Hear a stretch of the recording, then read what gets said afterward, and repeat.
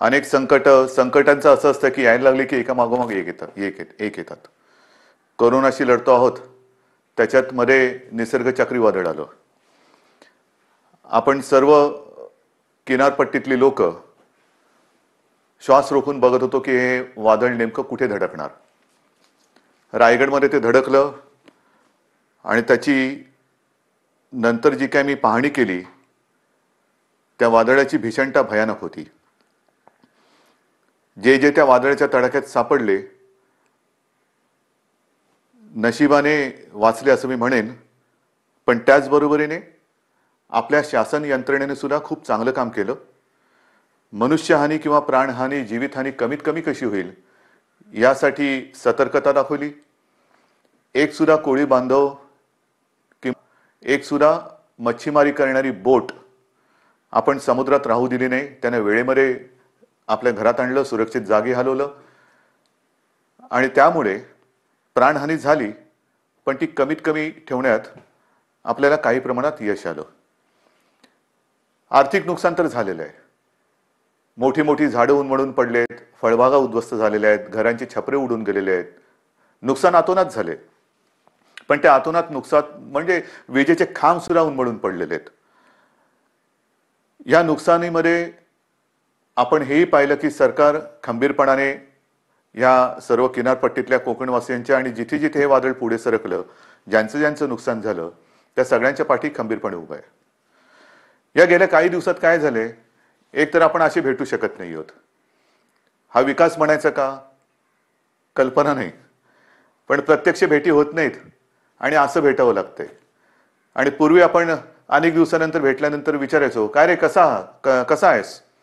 मग जो तो आपापली दुःख असतील, व्यथा असतील, वेदना असतील एक बाजूला ठेवून भेटीत बोलायचं की मजेत आहे. आता सगळ्यांची परिस्थिती तीच आहे. कसे आहात, जसे तुम्ही आहात तसेच आम्ही आहोत. सगळे घरातच आहोत. सगळं काही ठप्प आहे, संपूर्ण जग ठप्प आहे आणि या संकटाचा सामना आपण करत आहोत. आज मी आपल्याशी बोलताना परवा 1 तारीख आहे.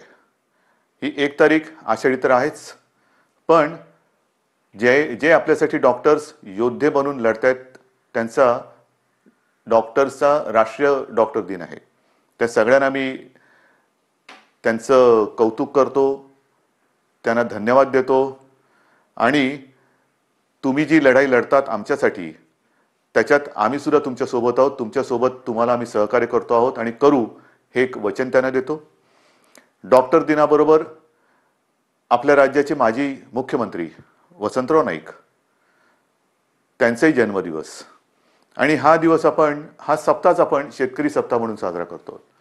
म्हणजे दोन्ही जे आता आपल्याला जीव वाचवत आहेत त्या डॉक्टरांचा तो दिवस आहे आणि योगायोगाने वसंतरावांच्या जन्मदिवसाच्या निमित्ताने जो शेतकरी दिन साजरा करतो म्हणजे आपल्याला जगाला जो आपलं धान्य पिकवतो त्यांचा सुद्धा हा एक दिवस आहे.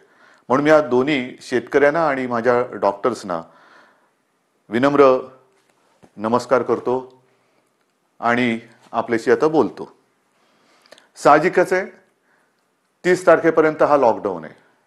माननीय पंतप्रधानांनी 30 जून पर्यंत हा लॉकडाऊन जाहीर केलेला आहे.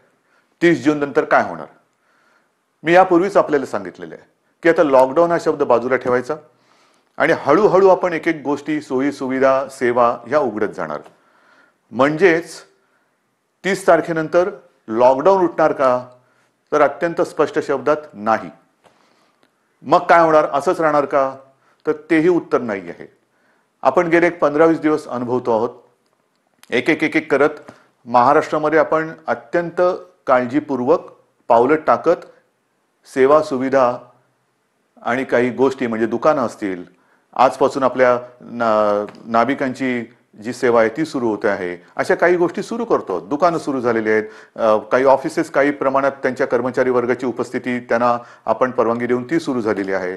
तर एक एक गोष्टी आपण सुरू करत चाललेलो आहोत. हे हळूवार का करतो आहोत आपण, याचं कारण अजूनही संकट नाही टळलेलं.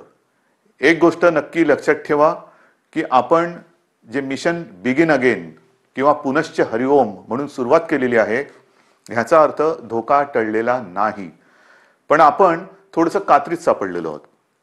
ज्याला म्हणतात ना इकडे आड आणि तिकडे विहीर, आपल्याला इथेही पडायचं नाही आणि तिथेही पडायचं नाही, मधोमध बरोबर आपला तोल सांभाळून हे संकट पार पाडायचंय, संकटाचा काळ हा पार पाडायचा आहे. आणि म्हणून केवळ आणि केवळ अर्थचक्राला एक गती द्यायला आपण सुरुवात करण्यासाठी म्हणून एक एक गोष्टी आपण उघडत चाललेलो आहोत. एखादी गोष्ट उघडली म्हणजे धोका टळलाय, आता आपण बिनधास्त, अजिबात नाही. कृपा करून तशा गैरसमजात, तशा भ्रमात राहू नका. कारण तसं जर का आपण वागू तर करोना आवासून बसलेलाच आहे. आपण करोनापासून वाचण्यासाठी घरात राहा म्हणून तुम्हाला मी सांगितलेलं आहे. अनावश्यक कामासाठी बाहेर पडू नका. आवश्यक असेल तेव्हा आणि तेव्हाच घराबाहेर पडा, हे माझं आजही सांगणं आहे. तुम्ही म्हणाला रे हा काय आलं की नुसतं आपलं काळजी काळजी आणि काळजी. आपलं सरकार काळजीवाहू नाहीये. कारण नेहमी असं म्हणतात, ज्या सरकारला स्वतःची काळजी असते त्याला काळजीवाहू म्हणतात. हे सरकार तुमचं आहे, मजबूत आहे आणि तुमची महाराष्ट्राची काळजी घेणारं हे सरकार आहे. आणि म्हणून माझं कर्तव्य आहे की तुम्हाला धोक्यापासून सावध करणं. बाहेर जर का आपण पडलो आणि बिनधास्त वावरलो तर धोका आहेच, प्रत्येक पावलावरती धोका आहे. मला एका गोष्टीचा नक्कीच अभिमान आहे की माझे सगळे महाराष्ट्रातले बांधव, माता भगिनी ह्यांचा सगळ्यांचा माझ्यावरती, आपल्या सरकारवरती विश्वास आहे आणि जे जे काही सरकार सांगतंय त्या सूचना तुम्ही पाळता आहात, म्हणून मला तुमचा अभिमान आहे.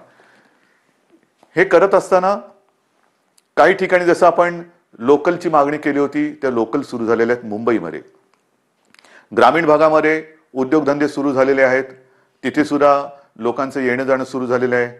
विशेष म्हणजे जो शेतकरी, ज्याचा उल्लेख मी सुरुवातीला केला, तो शेतकरी आपण सगळे लॉकडाऊनमध्ये घरी असलो तरी सुद्धा न थकता, न थांबता आपल्यासाठी मेहनत करतोय, घाम गाळतोय, जमिनीत राबतोय, भूमीमध्ये राबतो आहे, अफाट मेहनत करतोय.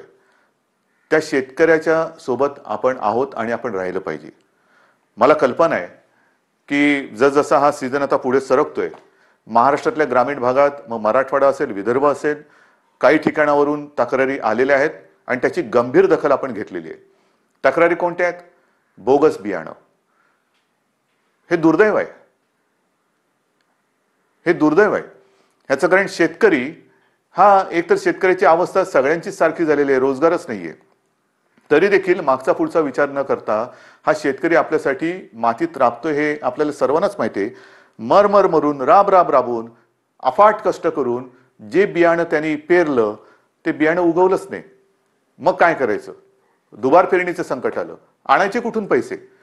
एक तर असंही कर्जाचं ओझं जे आपण बऱ्याचशा प्रमाणात उतरवलेलं आहे आणि जे राहिलेलं आहे, जो शेतकरी माझा या कर्जमुक्तीच्या योजनेमधून काही कारणासाठी, म्हणजे जसं मी मागे सांगितलं तुम्हाला की 2 टप्प्यात जे आपण करणार होतो कर्जमुक्ती, त्याच्यातला काही भाग, काही लाख शेतकरी हे नेमकं तिथल्या स्थानिक निवडणुका आल्या, आचारसंहिता सुरू झाली म्हणून ही कर्जमुक्ती तिथली थांबली. त्याच्यानंतर करोनाचं संकट आलं म्हणून ही कर्जमुक्ती थांबली. पण आता आपण ठरवलेलं आहे की लवकरात लवकर हा उरलेला सुद्धा शेतकरी आहे त्याला देखील कर्जमुक्त करायचं. मग हे असं सगळं करून पैसा जमवून तो आपल्यासाठी बियाणं विकत घेतो, पेरतो आणि राबतो आणि बियाणंच उगवलं नाही. पण मी माझ्या शेतकरी दादांना सांगू इच्छितो की तुम्ही काळजी करू नका, हे सरकार तुमचं आहे. ज्यांनी तुम्हाला फसवलेलं आहे ते कायद्याच्या कचाट्यातून सुटणार नाही. त्यांच्यावरती गंभीर गुन्हे दाखल करून त्यांना सजा तर होईलच, पण जे नुकसान तुमचं झालेलं आहे, त्यांनी केलेलं आहे, त्यांच्याकडनं तुम्हाला हे सरकार नुकसान भरपाई सुद्धा मिळून दिल्याशिवाय राहणार नाहीये. काळजी करू नका.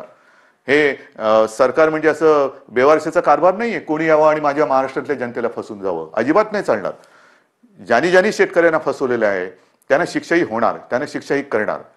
आणि म्हणून मला असं वाटतं की एक संधपणा जो आपल्यामध्ये आहे तो फार महत्वाचा आहे. मला विशेष धन्यवाद आणखीन सर्व धर्मियांना द्यायचे आहेत, सर्व धर्मीय. मग त्याच्यामध्ये माझे हिंदू आलेच, मुस्लिमही आले, ख्रिश्चनही आले, शीख पंथी आले, सगळेच आले.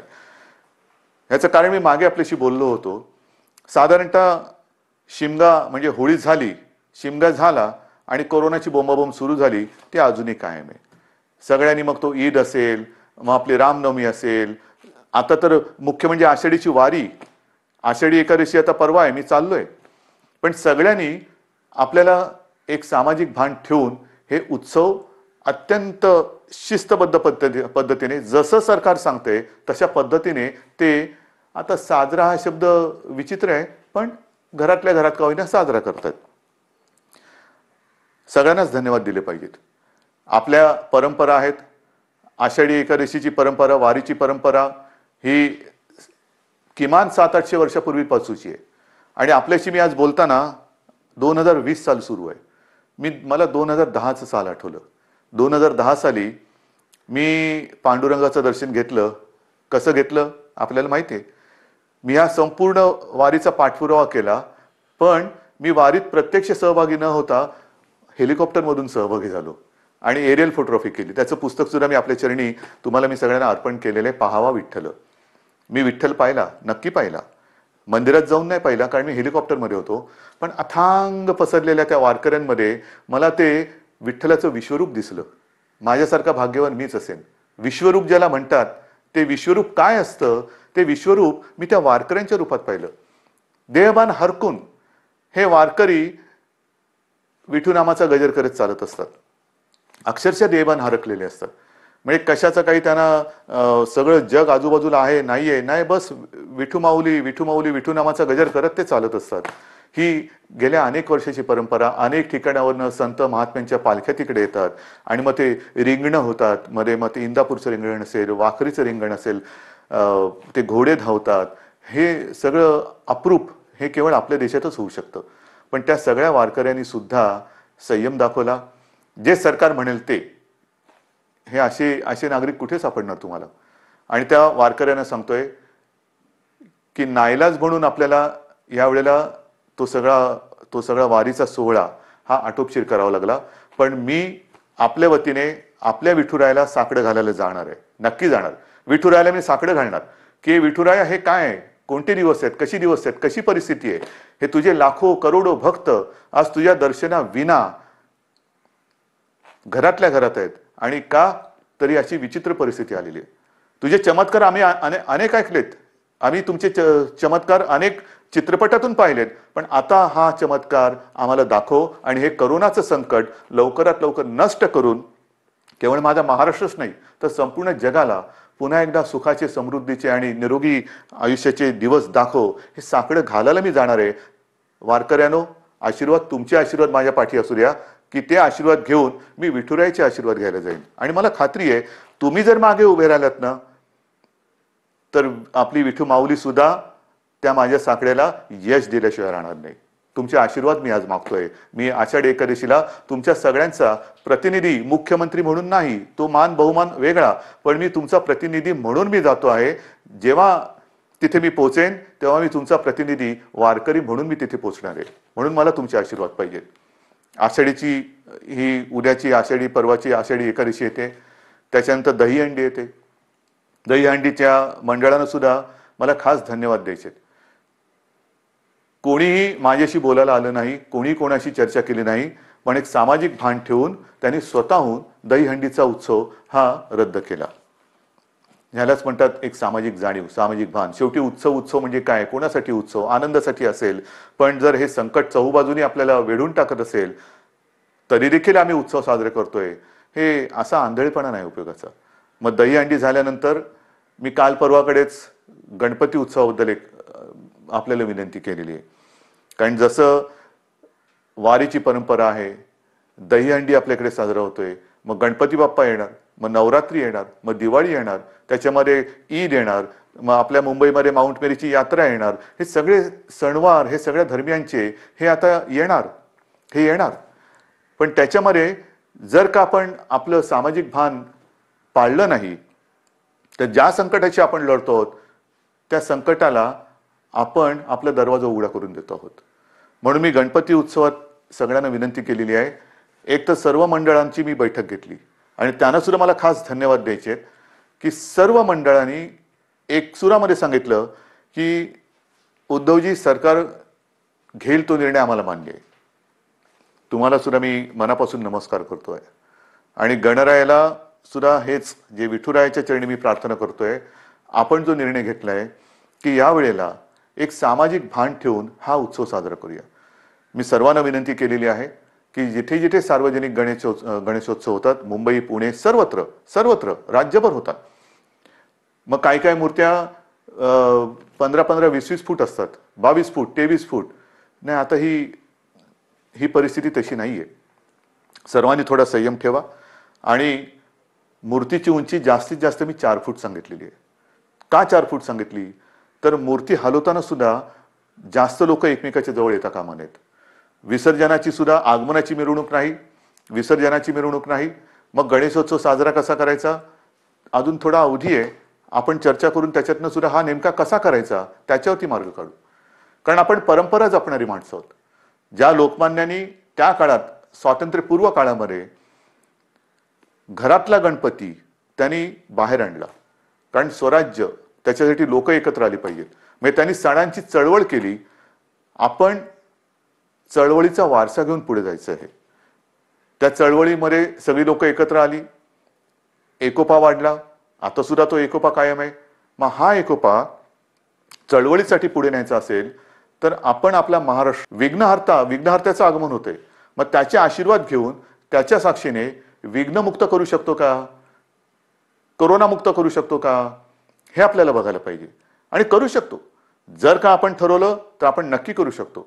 आरोग्यविषयक जर का आपण शिबिरे घ्यायचं ठरवलं, मध्ये मी जसं आपल्याला सांगितलं की रक्ताचा तुटवडा आल्यानंतर रक्तपुरवठा किंवा रक्ताचा साठा कमी होता, तेव्हा मी 2 वेळा आवाहन केलं की रक्तदान करा.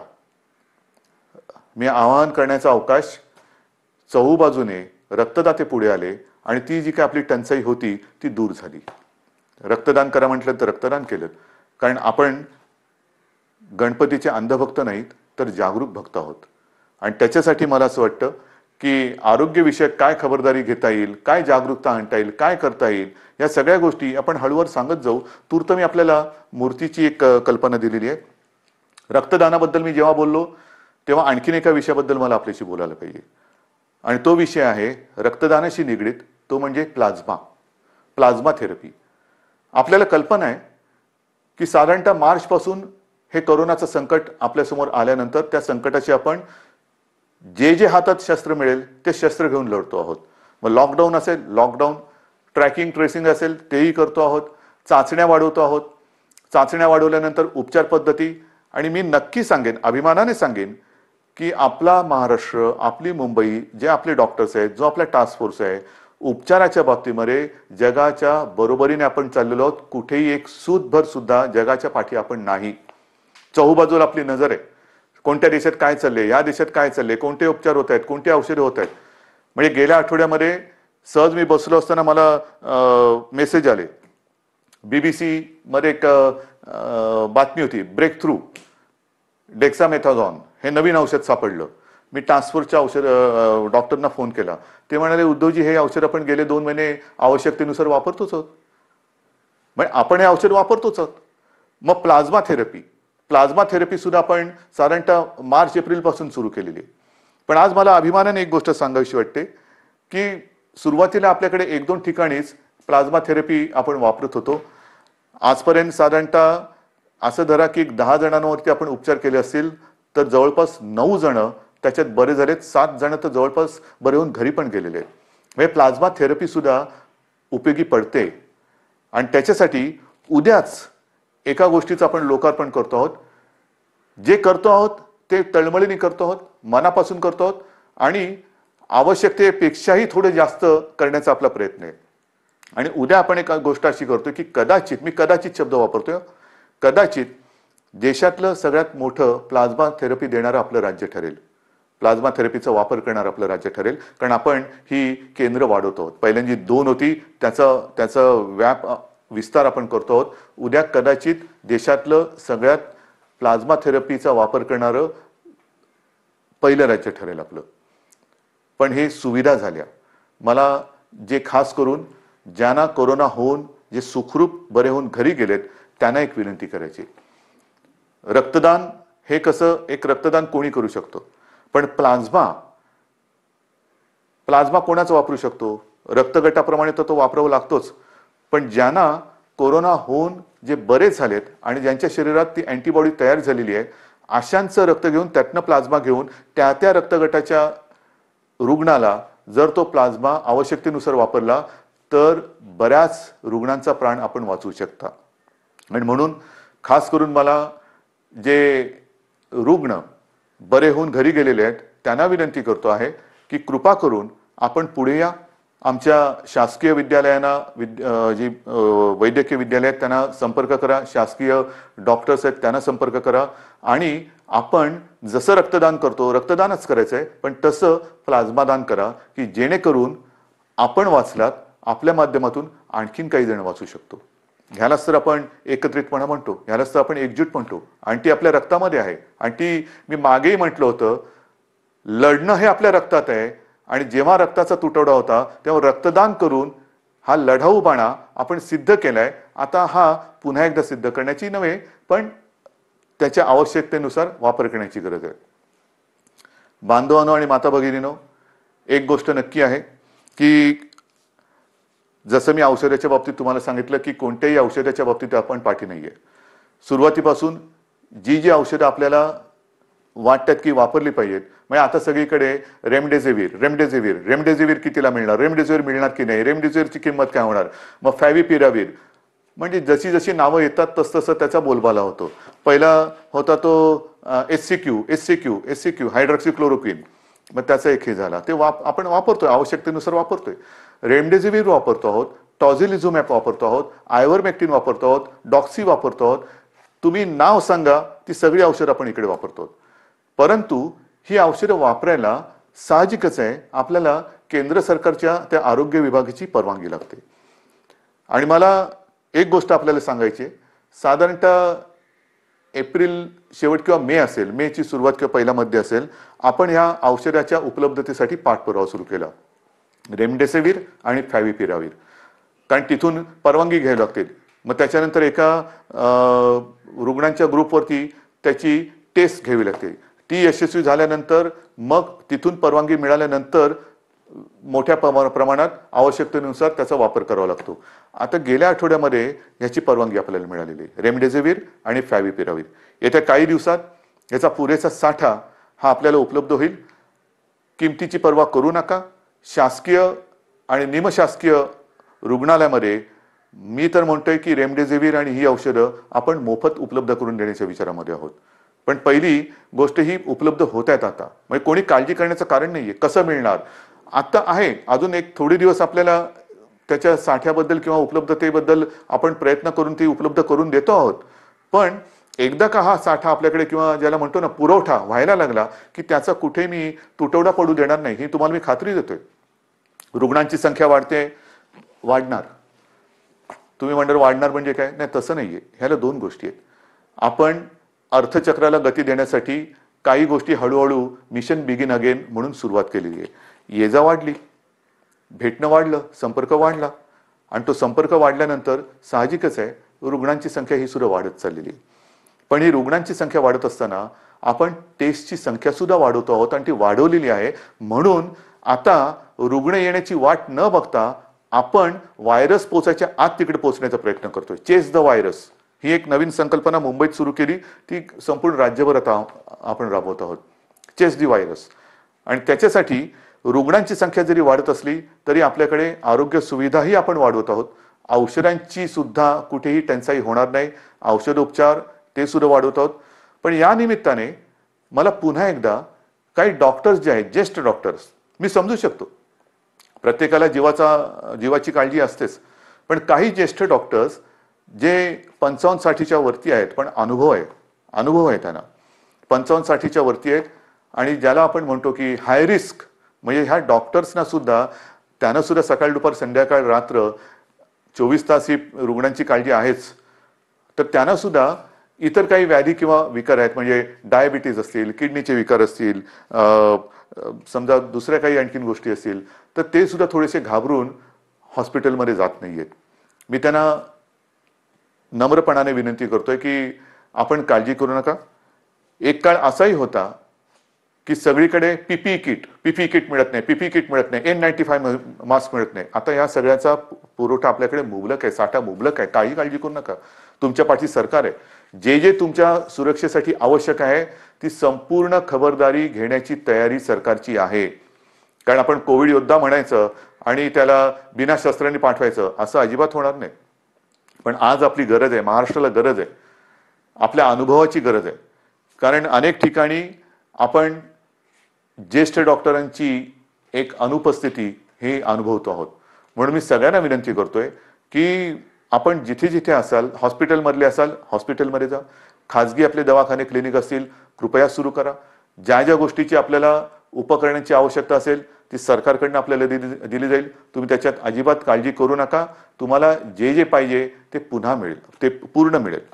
अशा पद्धतीने आपण एका बाजूला आरोग्य सुविधा वाढवत चाललेलो आहोत, एका बाजूला टेस्टची संख्या वाढवत चाललेलो आहोत, टेस्टची केंद्र वाढवत चाललेलो आहोत. आता तर काही अँटीबॉडी आणि अँटीजेन टेस्ट करण्याचे रॅपिड किट येत आहेत, तेही मोठ्या प्रमाणावरती आपण घेतो आहोत की ज्याचा एक प्राथमिक जो आपल्याला गाईड करू शकतो, मार्गदर्शक ठरू शकतो की कोणाला हा कोरोना होऊन गेला आहे का त्याच्याबद्दल एक माहिती मिळते आणि साधारणतः निगेटिव्ह पॉझिटिव्ह ह्याच्याबद्दल एक गाईडलाईन मिळते आणि मग आपण त्या पद्धतीने त्याला वेगळं करून उपचार सुरू करू शकतो. तर ह्याही टेस्ट आपण करतो आहोत.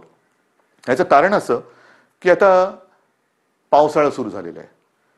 पावसाळा सुरू झाल्यानंतर नवीन अंकुर येतात, कोंब येतात, पालवी फुटते, हिरवगार होतं, सगळं हिरवे हिरवे गार गालीचे सगळीकडे पसरलेले दिसतात. फार सुखद असं दृश्य असतं.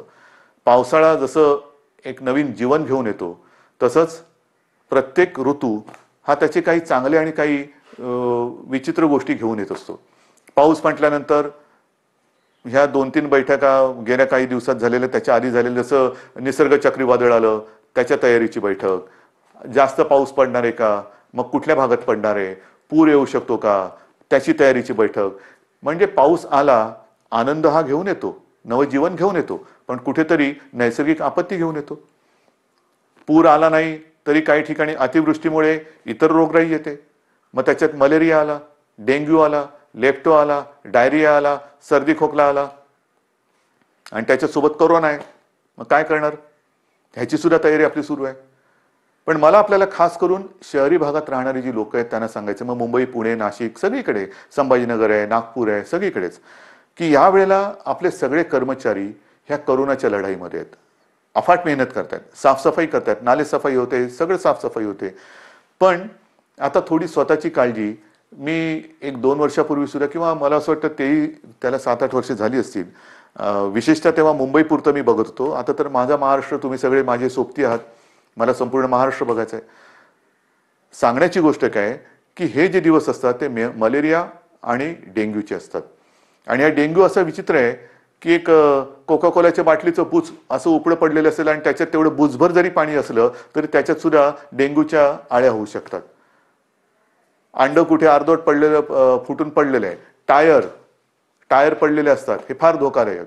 त्याच्यानंतर प्लास्टिकचं कव्हर असतं, त्याच्यात एक थोडेसे असे खळगे तयार होतात, त्याच्यात पाणी साठतं. नारळाच्या त्या काय त्याला म्हणतात कवट्या, त्याच्यात पाणी साठतं. झाडांच्या फांद्या तुटून ढोल्या तयार झाल्या असतात, त्याच्यात पाणी साठतं आणि त्याच्यात सुद्धा डेंग्यू होऊ शकतं. तर आपल्याला आपला परिसर स्वच्छ ठेवायचा आहे. कुठेही पाणी साठू देऊ नका. एअर कंडिशनच्या खाली, त्याच्यानंतर फ्लॉवर पॉटमध्ये, अनेक घरामध्ये फेंगशुई त्याच्यासाठी जे काही झाडं लावली जातात त्याच्यामध्ये पाणी असतं, त्याच्यात डेंग्यूच्या आळ्या होऊ शकतात. तर ह्या सगळ्या गोष्टींपासून आता आपल्याला खबरदारी घ्यायला पाहिजे. कारण एका मागोमाग एक संकटाची मालिका ही आपल्याला आता तोडायलाच पाहिजे. मी तुम्हाला ह्या सगळ्या काळज्या घ्यायला सांगतोय कारण एक आपुलकीने सांगतोय, प्रेमाने सांगतोय की काय करावं काय करू नये. आज सुद्धा मी जेव्हा बघतोय की अनेक ठिकाणी, मुंबईत असो, शहरात असो, पुण्यात असो, ग्रामीण भागात असो, काही ठिकाणी अरे आता झालं सगळं. नाही, झालेलं काही नाहीये, झालेलं काही नाहीये. भाजीवाले बसलेत, तिकडे सुद्धा गर्दी होते, तोंडावरती मास्क नाही, हात कुठेही लावतायत, चेहऱ्याला हात लागतायत. आपणहून कोविडला बळी पडू नका, आपणहून पडू नका. ह्या ज्या प्राथमिक ज्या काही गोष्टी आहेत ना, ह्या जर का आपण पाळल्या, म्हणजे बाहेर फिरताना तोंडावरती मास्क लावणं, एकमेकांपासून अंतर ठेवणं. मी सुरुवातीला सांगितलं होतं की मॉर्निंग वॉकला आपण परवानगी दिलेली आहे, सकाळचा व्यायाम करायला परवानगी दिलेली आहे. तो आरोग्यासाठी दिलेली आहे, आरोग्य सुदृढ व्हावं म्हणून दिलेले आहे, आजाराला बळी पडण्यासाठी नाहीये. तर ह्या काही गोष्टी ह्या आपल्याला पाळाव्या लागतील. जशा काही गोष्टी आपण ओपन करत चाललेलो आहेत तशा ह्या केसेस वाढतायत आणि काही ठिकाणावरून माझ्याकडे विचारणा होते की आम्हाला ह्या भागामध्ये पुन्हा लॉकडाऊन करण्याची परवानगी द्या. लॉकडाऊन करायचं का? मी आपल्याला प्रश्न विचारतोय, करायचं लॉकडाऊन? कारण हे तुम्ही ठरवायचे. जर गरज नसताना बाहेर पडलात आणि गर्दी केली आणि केसेस वाढायला लागल्या तर पुन्हा येरे माझ्या मागल्या. मग एक गोष्टी आपण पुढे पाऊल टाकताना पुन्हा मागे नाही यायचं. आता म्हणून लॉकडाऊन करायचं की नाही ह्याचा निर्णय आता मी तुमच्यावर सोपवतोय. जर मला असं वाटलं की गर्दी वाढते, केसेस वाढतायत, तर मी प्रशासनाला सांगितलेलं आहे की अशा ठिकाणी जर का आवश्यकता वाटली, शक्यतो नको पण आवश्यकता वाटली तर मग पहिल्यासारखा लॉकडाऊन करण्याची गरज तिकडे पडू शकते. कारण कोरोना हा व्हायरस वस्त्या, एक एक वस्ती, जसं काही ठिकाणी तो शिखरावरती पोचला, खाली आला, पण वस्ती बदलली. काही ठिकाणी जिकडे अजून प्रादुर्भाव नाहीये तिकडे सुद्धा गाफील राहून नाही चालणार. तर ह्या अशा काही काळज्या घेऊन आपल्याला ह्या पुढच्या काळाची वाटचाल करायची. दरम्यान मी तुम्हाला सांगितलं की शेतकऱ्यांसाठी सुद्धा कर्जमुक्तीची योजना जी थोडी काही भागात अपूर्ण राहिली ती आपण पूर्ण करतोय. बोगस बी बियाण्यामुळे फसले गेलेले शेतकरी त्यांच्या पाठीशी आपण उभे राहतो. आता 30 जूनला प्रधानमंत्री गरीब कल्याण योजना ह्याच्यामध्ये खास करून जे भगवं रेशन कार्ड ह्यांना अन्नधान्य देण्याची योजना आहे तिची मुदत संपते. बिना रेशन कार्ड म्हणजे ज्यांच्याकडे रेशन कार्ड नाही त्यांना अन्नधान्य देण्याची योजना संपते. मी गेल्या 8-10-15 दिवसापूर्वी जेव्हा प्रधानमंत्र्यांची व्हिडिओ कॉन्फरन्स होती तेव्हा स्वतः ही मागणी केलेली आहे की 30 तारखेला ही मुदत संपते, धान्य देण्याची मुदत संपते आहे, कृपा करून आणखीन 3 महिन्यासाठी आम्हाला वाढवून द्या. कारण अजूनही हे संकट गेलेलं नाही, उलट केसेस वाढत आहेत. त्याच्यामुळे ही भगवं रेशन कार्ड असेल किंवा ज्यांच्याकडे रेशन कार्ड नाही यांना धान्य देण्याची जी काही योजना आहे प्रधानमंत्री गरीब कल्याण योजना ती आणखीन आम्हाला 3 महिने वाढून द्या हे मी पंतप्रधानांकडे सांगितलेलं आहे. मला खात्री आहे की त्यांना सुद्धा व्यवस्थित सगळ्याची कल्पना आहे आणि ही कल्पना असल्यानंतर लवकरात लवकर आपल्याला त्याच्याबद्दल परवानगी मिळेल ही मला खात्री आहे. हे सगळं झालं चित्र हे आरोग्यविषयक. अर्थचक्राच्या बाबतीमध्ये आपण खचून गेलेलो नाही आहोत. मला एका गोष्टीचा अजून एक अभिमान आहे, नक्कीच आहे, की गेल्या 15 दिवसात महाराष्ट्राने जवळपास 16,000 कोटींचे सामंजस्य करार काही विदेशी कंपन्यांसोबत केलेले आहेत. 16,000 कोटी ही एक फार आपली जमेची बाजू आहे. म्हणजे या संकटामध्ये सुद्धा आपला महाराष्ट्र हा विविध गुंतवणूकदारांना आणि उद्योजकांना आपला वाटतोय हे फार महत्वाचं आहे. येत आहेत या गुंतवणूकदारांना कुठे आपण दरवाजे बंद ठेवलेले नाहीयेत. या माझ्या महाराष्ट्रात या, माझ्या विदर्भात या, माझ्या मराठवाड्यात या, माझ्या कोकणात या, माझ्या उत्तर महाराष्ट्रात या, पश्चिम महाराष्ट्रामध्ये या, जिथे तुम्ही म्हणाल तिथे तुम्ही या. जे जे काय तुम्ही कराल तुम्ही जरूर करा. तुमच्यासाठी आमच्या महाराष्ट्राची, देशाची आणि महाराष्ट्राची दारं उघडी आहेत. आल्यानंतर साहजिकच आहे अर्थचक्राला गती मिळाली पाहिजे. माझ्या स्थानिक भूमिपुत्रांना नोकऱ्या मिळाल्या पाहिजेत, रोजगार मिळाला पाहिजे. या सगळ्या गोष्टींसाठी आपण नुसतं कोरोना एके कोरोना करत नाही बसलेलो आहोत. इतर सुद्धा काही ज्या गोष्टी आहेत, ज्या उद्योगधंद्याच्या बाबतीत असतील, विकास कामाच्या बाबतीत असतील, याही गोष्टी, याही आघाड्यांवरती आपण ती ऑफिसेस लॉकडाऊनमध्ये ठेवलेली नाहीत. आपला संपर्क सुरू आहे. सगळ्यांना आपण संपर्क करतो आहोत, त्यांच्या आवश्यकता समजून घेतो आहोत. आपण त्यांना काय देऊ शकतो त्याच्यावरती विचार करतो आहोत. काही अटी तटी शर्ती मी आल्यानंतर असं काही जणांना होतं नको तो बाबा महाराष्ट्र आम्ही चाललो परत, तसं नाहीये. तुम्ही सांगा काय काय आम्ही करू शकतो, हे आम्ही करू शकतो, ते तुम्हाला मान्य असेल जरूर या. एकदा आलात की तुम्हाला कुठेही आडकाठी केली जाणार नाही. या पद्धतीने आपण जातो आहोत. मग ते पर्यटनाच्या बाबतीत असेल, उद्योगधंद्याच्या बाबतीत असेल, चहूबाजूनी आपण आपले प्रयत्न सुरू आहेत. याचं कारण असं की आपल्याला सर्वांना कल्पना आहे की आपलं अर्थसंकल्पीय अधिवेशन सुरू होतं. अर्थसंकल्प मांडला काय, नवीन स्वप्न घेऊन आम्ही तुमच्यासमोर आलो काय आणि अचानक हे संकट आल्यानंतर तेही अधिवेशन आपल्याला आवर्त घ्यावं लागलं. ती अशी सगळी परिस्थिती आहे. ह्या परिस्थितीचा मुकाबला करतो आहे. शिक्षणाच्या बाबतीत सुद्धा निर्णय तुम्हाला मी सांगितलेला आहे. तर सगळ्यांचीच काळजी घेतोय. शाळा सुरू होणार का, तर माझं म्हणणं आहे शाळा सुरू होणार का पेक्षा शिक्षण कसं सुरू होणार त्याच्यावरती आपण लक्ष देतो. मग ते शालेय शिक्षण असेल, महाविद्यालयीन शिक्षण असेल, सगळ्याच बाबतीत आहोत. तर असं एक एक एक एक गोष्टी आपण करत चाललेलो आहोत. मला खात्री आहे जसं जे सहकार्य तुम्ही आजपर्यंत मला केलं, सरकारला केलं, तसंच याही पुढे कराल. जे जे काय आपण करू ते मी तुम्हाला आधीच सांगितलेलं आहे की तुम्हाला न सांगता मी काही करणार नाही. लॉकडाऊन हा शब्द जरी मी वापरत नसलो तरी याचा अर्थ आपण परवापासून सगळं काही उघडतो आहोत असा गैरसमज करून घेऊ नका. आज देखील आपल्याला उलट आज जास्त शिस्तीची गरज आहे.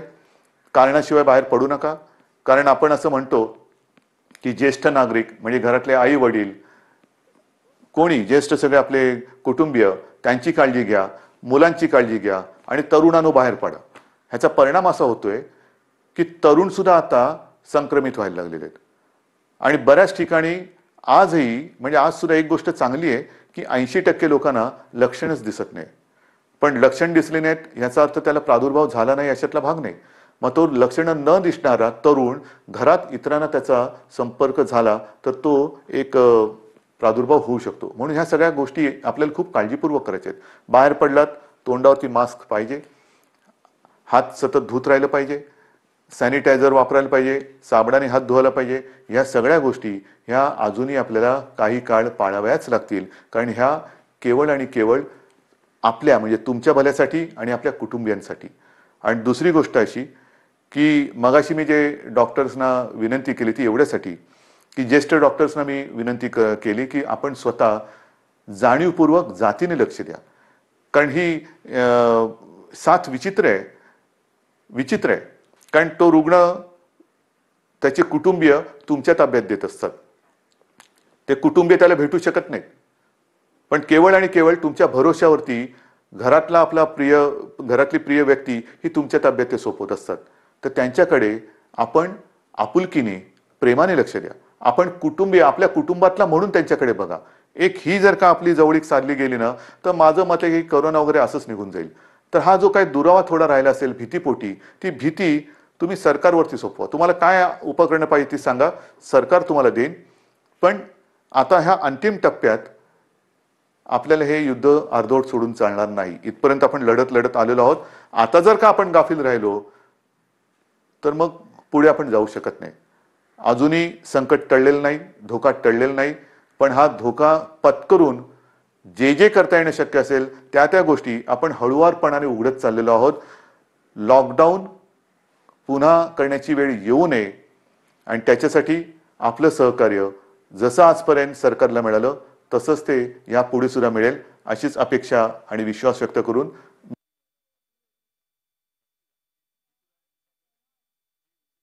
मुद्द्यांवर उद्धव ठाकरे यांनी जनतेशी आज संवाद साधलेला आहे. काळजी घ्या, स्वतःहून स्वतःची काळजी घ्या असं आवर्जून त्यांनी जनतेला सांगितलेलं आहे.